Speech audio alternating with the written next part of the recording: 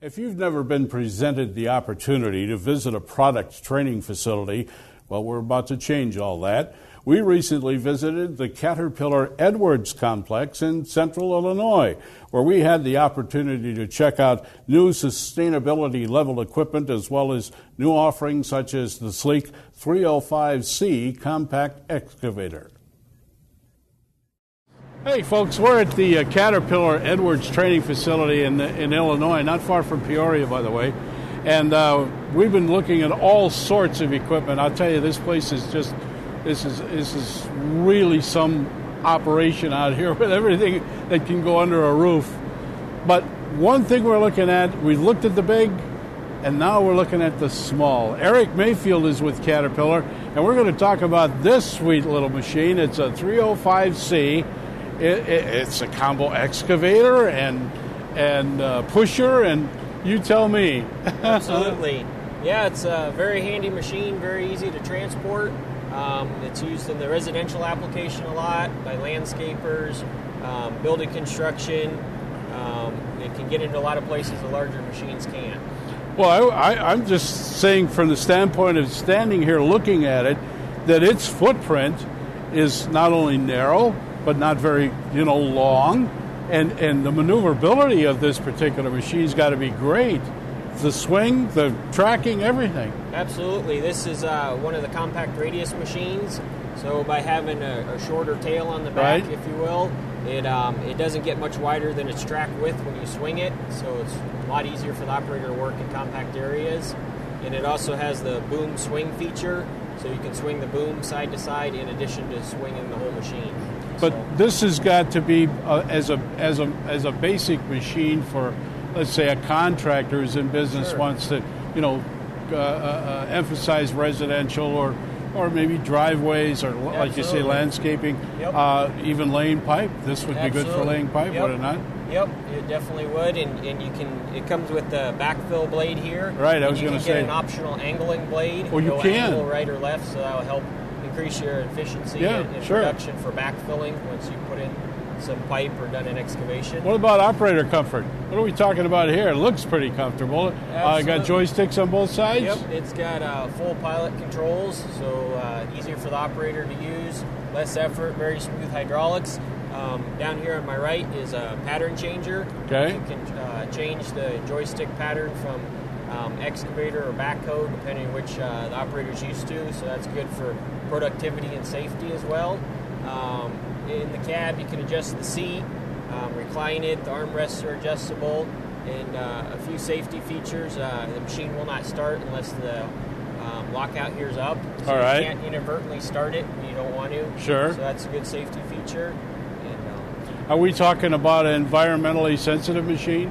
Absolutely. Sustainability, does that word come into play with this? Yep. So with the rubber tracks, right, it's friendlier any terrain you go over. If you go through somebody's yard, it's going to be a lot easier on it, so it won't do near as much damage. With the size engine, it's very productive compared to the horsepower, so we get a lot of force, a lot of power out of the size engine it has, so that's good for the environment as well. Many thanks to all the people at Caterpillar for their hospitality in making these product demonstrations possible. The 2010 World of Concrete has a vast assortment of exciting events that await you. If waterborne polyurethane concrete coating is what interests you, then visit the Bayer Materials Science booth in the South Hall S13439.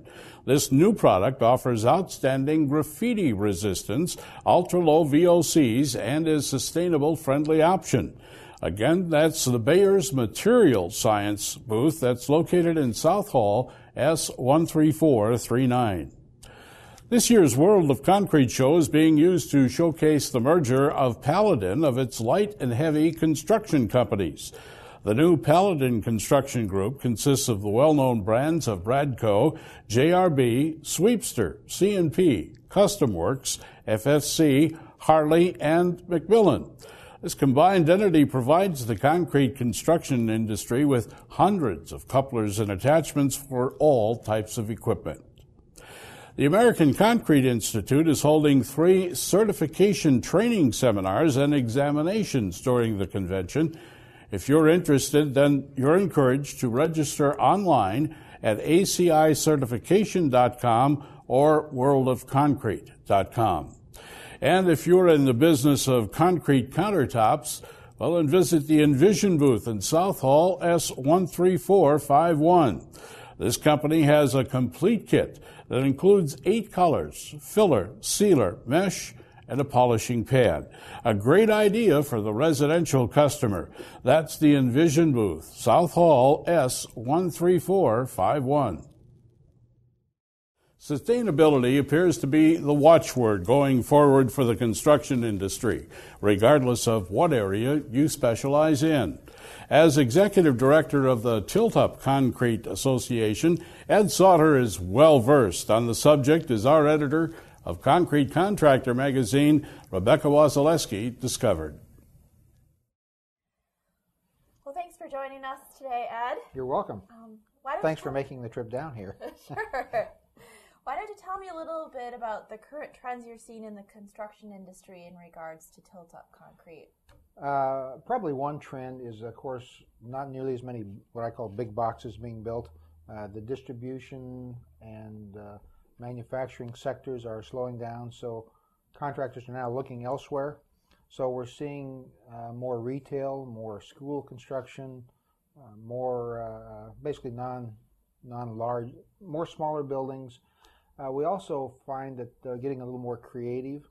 I think the market is maturing somewhat, and as it's always been our contention that when tilt-up enters an area, it first starts with the big boxes, the simple buildings, and then as the contractors become more familiar, and there are more contractors competing against one another, they look for niches, and I think you see that happening pretty much across the country where tilt-up is relatively new within the last 10 or 15 years, is a maturation of the market augmented by the fact that the economy has slowed down and not as many distribution centers are being built.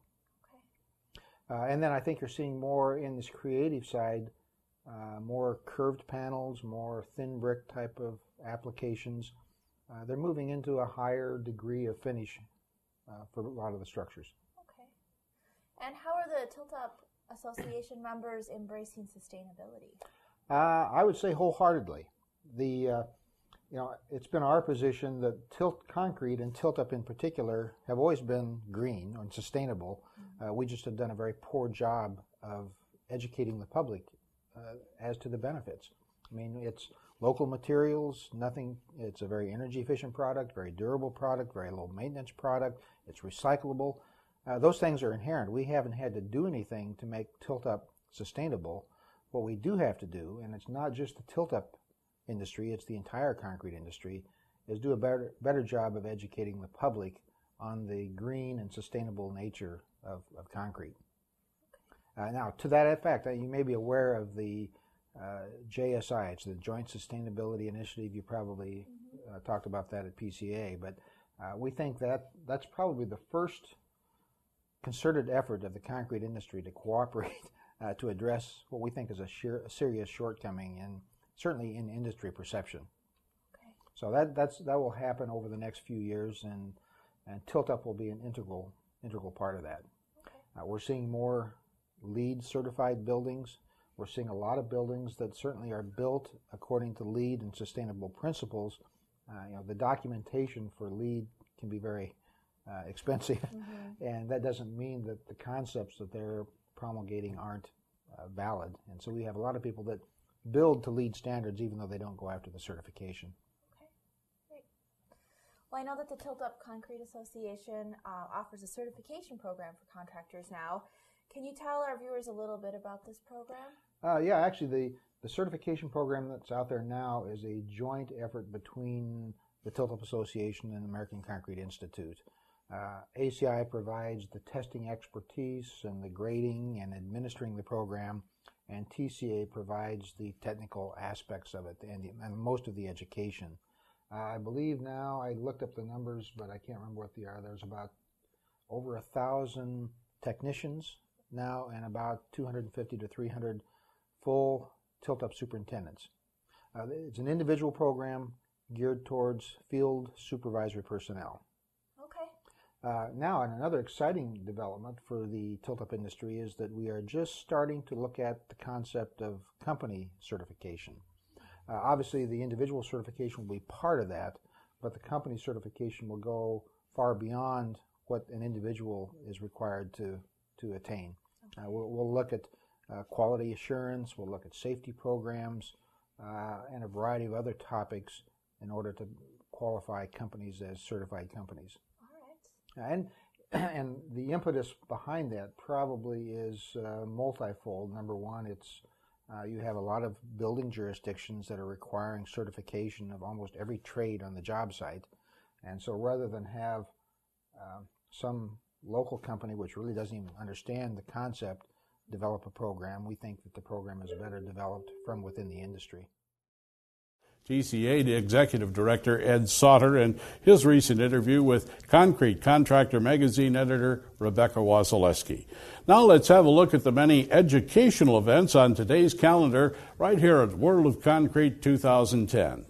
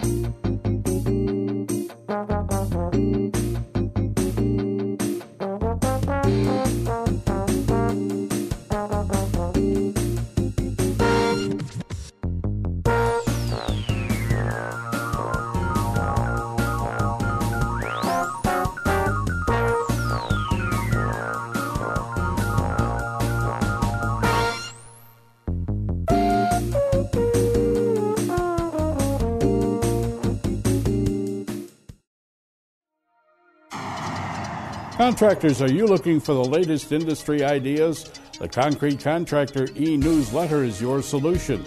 This monthly resource will provide you valuable tips for staying competitive. The Concrete Contractor e-newsletter covers general flat work, poured walls, concrete repair, concrete homes, sustainable design, and much more. Just go online to forconstructionpros.com and sign up for the Construction Contractor e-newsletter.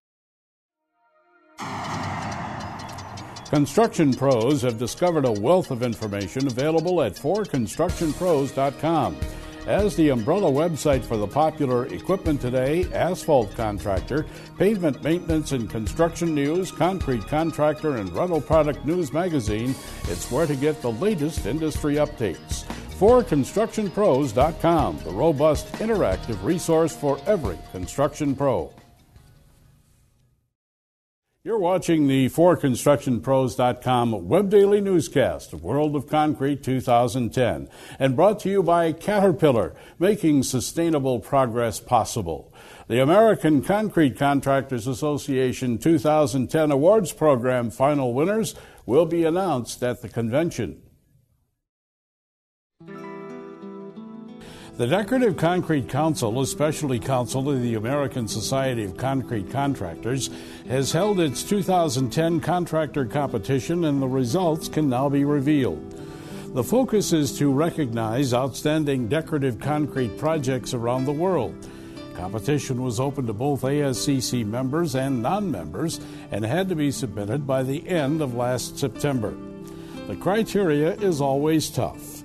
Basically, the scores are broken down by project appeal to the customer and public, detail and precision of installation, the solution for which it was intended, and how each project expands beyond its purpose of enhancement in decorative concrete. An independent panel of industry pros judged the entries in each of the categories, and the winners are being announced and presented here at World of Concrete 2010.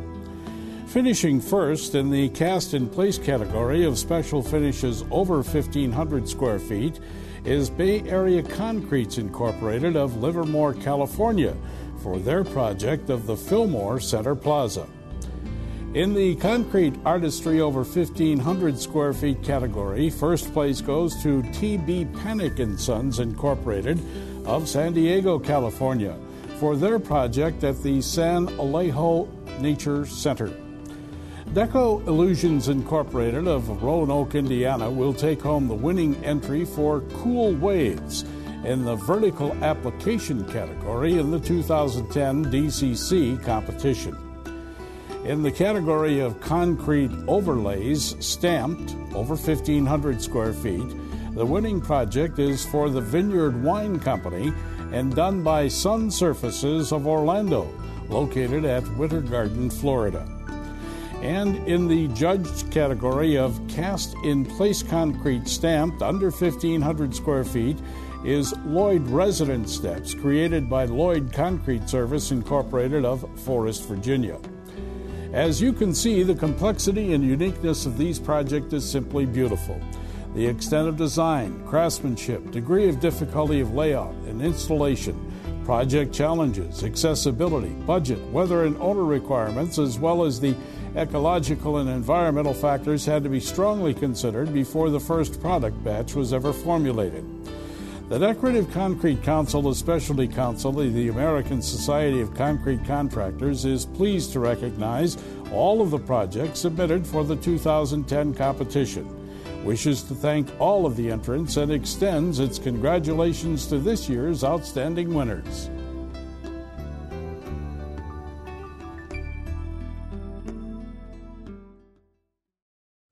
Chifa USA will offer a 41-meter concrete boom pump. You're invited to check it out yourself at the Chifa booth, C6237.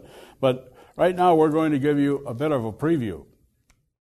We're with the nice folks here at Chifa USA, and if you need a concrete pump, something that's got to go some direction or some distance, these are the people to talk to. With me is Joe Lehman, and Joe, you know what's going on with this one. This is a big pump.